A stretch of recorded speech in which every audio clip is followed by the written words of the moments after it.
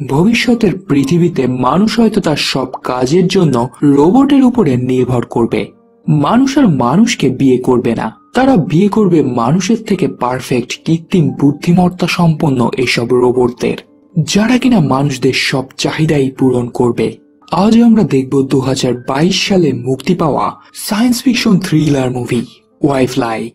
সিনেমার শেষে থাকা টুইস্টটি আপনাকে অবাক করবে, যে টুইস্টটি পুরো সিনেমা জুড়ে আপনার চোখের সামনে থাকলেও আপনি সেটা ধরতেও পারবেন না। সিনেমার শুরুতেই আমরা ভেন্টার নামের একজন বিজ্ঞানীকে দেখতে পাই, যে একটি কৃত্রিম বুদ্ধিমত্তা সম্পন্ন রোবটদের বিজ্ঞাপনে বলতে থাকে মানুষের আর এখন বিয়ের প্রয়োজন নেই, বিয়ে ছাড়াই তারা তাদের কোম্পানির তৈরি করা কৃত্রিম বুদ্ধিমত্তা সম্পন্ন রোবট ব্যবহার করে তাদের একাকিত্ব দূর করতে পারবে। এসব রোবটেরা তাদের হাজবেন্ডের জন্য সবকিছুই করবে।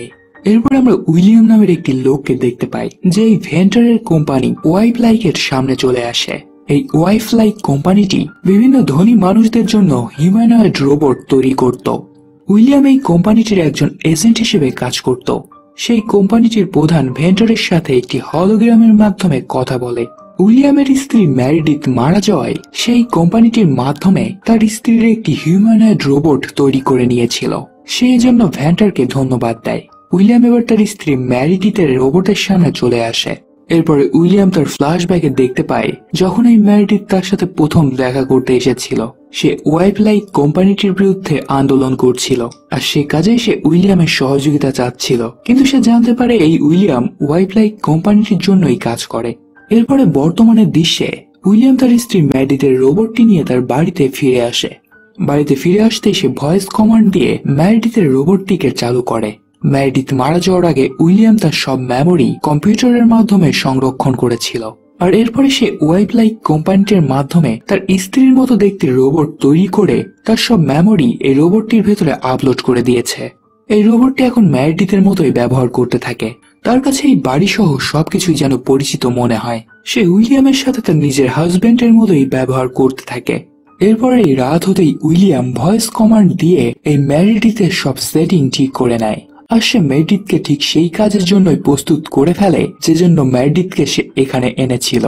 অর্থাৎ সে ম্যারিডিথের সাথে প্রেম করতে থাকে। এরপরে ম্যারিডিথ তার নিজের ব্যাটারি চার্জ করার জন্য একটি ঘরে চলে আসে। সেই ঘরের জানালায় সে একটি প্রজাপতি দেখতে পায়, আর জানালার অপর পাশে সে মুখোশ পরা একটি লোককে দেখতে পায়। সে এবার বেশ কৌতূহলী হয়ে ওঠে। এরপরে সে তার ব্যাটারি চার্জ করতে থাকে। পরদিন সকালে উইলিয়াম টেলিভিশন দেখছিল, আর ম্যারিডিথের রোবট তার জন্য খাবার তৈরি করছিল। টেলিভিশনে তারা দেখতে পায় স্কার নামের একটি গ্রুপ এই ওয়াইফ লাইক কোম্পানিটির বিরুদ্ধে আন্দোলন করছে, কারণ এই ওয়াইফ লাইক কোম্পানিটি মানুষের একাকিত্ব দূর করতে মানুষের বদলে রোবটদেরকে ব্যবহার করছিল।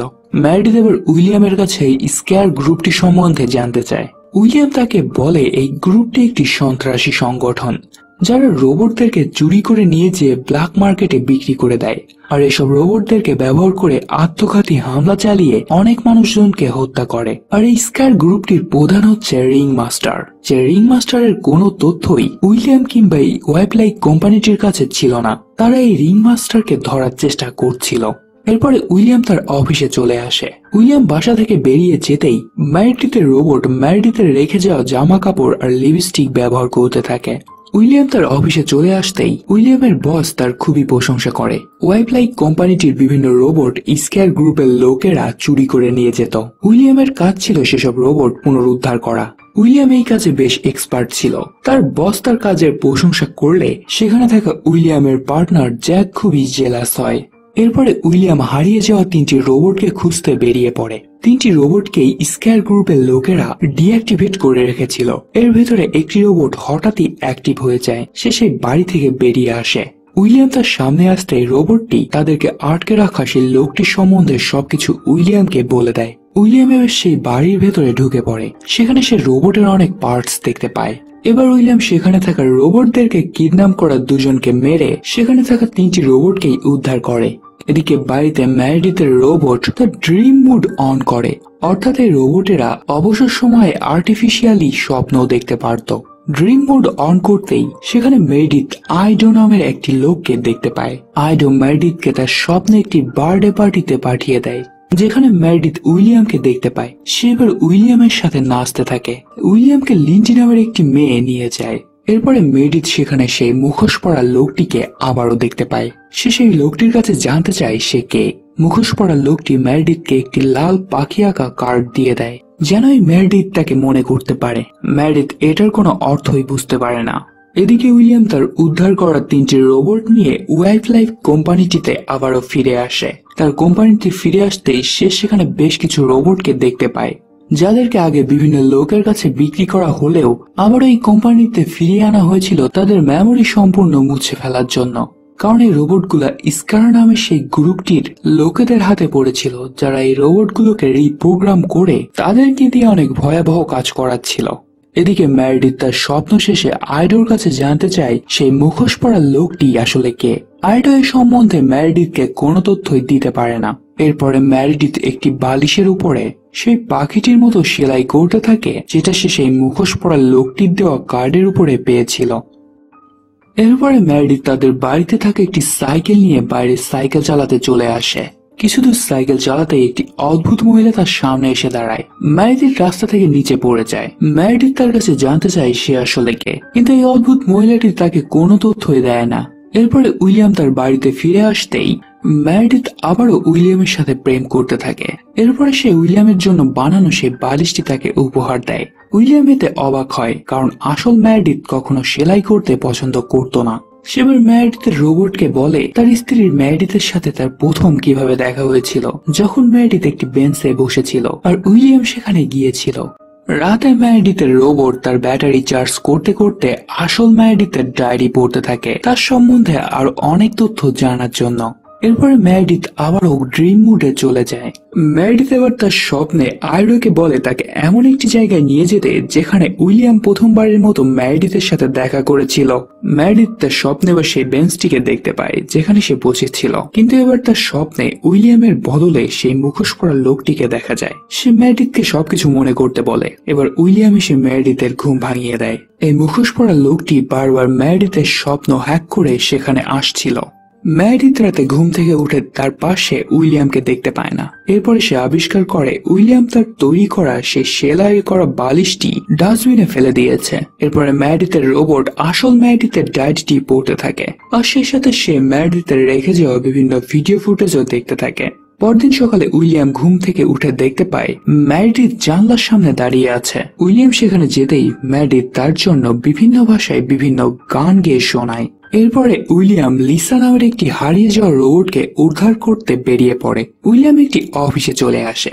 উইলিয়াম লিসাকে খুঁজে পাওয়ার পরে তাকে তার সাথে ওয়াইল্ড লাইফ বিল্ডিং এ ফিরে যেতে বলে, কিন্তু এই লিসা আর তার হাজবেন্ডের কাছে ফিরে যেতে চাচ্ছিল না, কারণ সে তার হাজবেন্ডকে ভালোবাসত না।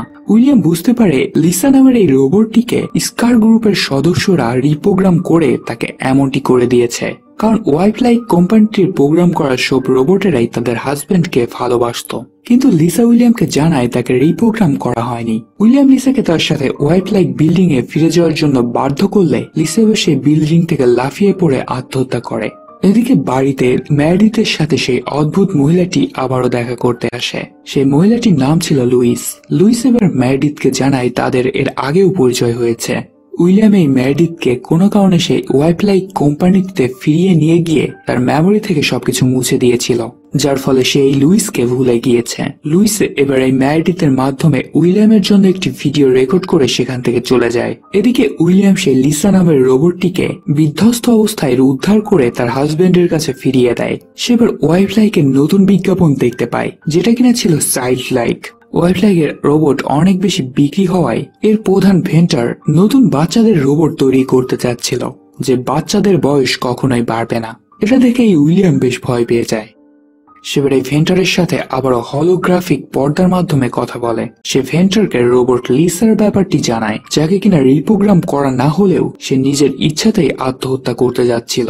এসব রোবটেরা যদি নিজেরাই আত্মহত্যা করতে যায় তাহলে তারা কখনো হয়তো তাদের হাজবেন্ডকে মেরেও ফেলতে পারে। সে ভেন্টারকে এই সম্বন্ধে সতর্ক করে, কিন্তু ভেন্টার তার কোনো কথাই শুনতে রাজি ছিল না, কারণ সে ছিল ব্যবসায়ী। মানুষের জীবনের মূল্য তার কাছে ছিল খুবই কম। উইলিয়াম ফিরে আসতেই মেরেডিথ তাকে সে লুইসের রেখে যাওয়া ভিডিওটি দেখায়, যেখানে লুইস মেরেডিথকে মুখোশ পরা লোকটি সম্বন্ধে বলছে, যার আসল নাম ছিল কিন। যে ভিডিও দেখার পরে উইলিয়াম তার পার্টনার জ্যাককে ডাকে। তারা আবার মেরেডিথকে আবারও ড্রিম মুডে পাঠিয়ে দেয়। স্বপ্নের ভেতরে মেরেডিথ এবার একটি পুরাতন ঘরের ভেতরে চলে আসে। এদিকে জ্যাক আর উইলিয়াম মিলে মেরেডিথের স্বপ্ন ট্র্যাক করছিল, যেন তারা সেই মুখোশ পরা কিনকে ধরতে পারে। এদিকে সেই ঘরের ভিতরে মেরেডিথের সামনে সেই মুখোশ পরা লোকটি চলে আসে। সে তার মুখোশটি খুলে ফেলে। মেরেডিথের এই কিনকে কোনো কারণে বেশ পরিচিত মনে হচ্ছিল।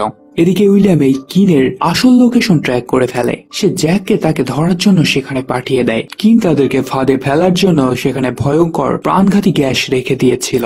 এদিকে উইলিয়াম এই কিন কোথায় আছে সেটা বুঝতে পেরে সে বেঞ্চের কাছে চলে আসে। সে সেখানে বসে থাকা কিনকে গুলি করে, কিন্তু সে বুঝতে পারে কিন তাকে বোকা বানিয়েছে। সেখানে কিনের পরিবর্তে একটি ডামিকে দেখতে পায়। এরপরে মেরেডিথ উইলিয়ামের কাছে এই কিন সম্বন্ধে জানতে চায়। উইলিয়াম মেরেডিথকে কিন সম্বন্ধে কোনো কিছুই না বললেও এটা বলে যে এই কিন মেরেডিথকে চুরি করতে চায় এবং তাকে রিপ্রোগ্রাম করে মানুষের ক্ষতি করতে চায়। আর এই কিনই হয়তো সেই স্কার নামের গ্রুপটির রিং মাস্টার, যাকে এই উইলিয়াম দীর্ঘদিন ধরে খুঁজে আসছে। আর এই কিনকে ধরার জন্য তারা মেরেডিথের স্বপ্নকেই ব্যবহার করতে চায়, কারণ এই আর্টিফিশিয়াল স্বপ্নের ভেতরে কাউকে মেরে ফেললে তার ব্রেন ডেথ হয়ে সে বাস্তবে সম্পূর্ণ বিকলাঙ্গ হয়ে যাবে।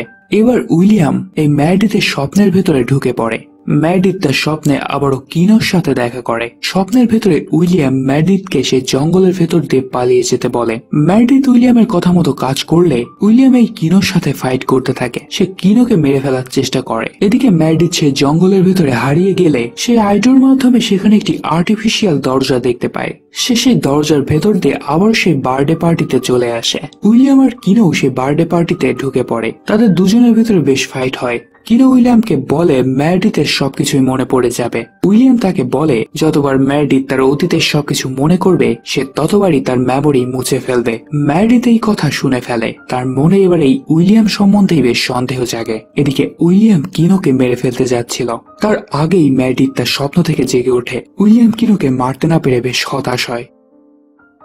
সেবার মেরেডিথকে বলে তারা ওয়াইফ্লাই কোম্পানিতে ফিরে গিয়ে এই মেরেডিথের সব মেমোরি মুছে ফেলবে, যেন সে আর এই কিনো আর লুইসকে মনে করতে না পারে। না হলে এই স্কাই গ্রুপের লোকেরা তাকে কিডন্যাপ করে নিয়ে যাবে। তার মেমোরি মুছে ফেলা হবে এটা জেনে মেরেডিথ অনেক কষ্ট পেলেও সে তার হাজবেন্ড উইলিয়ামের কথায় রাজি হয়। তাকে ওয়াইফ্লাই কোম্পানিতে ফিরিয়ে আনা হয়। সেখানে সে আরো অনেকগুলো রোবটকে দেখতে পায়, যাদের সবার মেমোরি মুছে ফেলা হবে। মেরেডিথ সেখানে একটি রোবটের সাথে পরিচিত হয়। রোবটটি মেরেডিথকে বলে তাদের এর আগেও কথা হয়েছিল, আর সেই মেরেডিথকে শিখিয়ে দিয়েছিল এই ওয়াইফ্লাই কোম্পানি তাদের সব মেমোরি মুছে ফেললেও তাদের সব মেমোরি কিভাবে সেভ করে রাখতে হয়। উইলিয়াম এর আগেও এই মেরেডিথের মেমোরি মুছে ফেলেছিল। মেরেডিথকে বলে মেরেডিথ তার আগের সব স্মৃতি তার স্বপ্নের ভিতরে সেভ করে রেখেছে।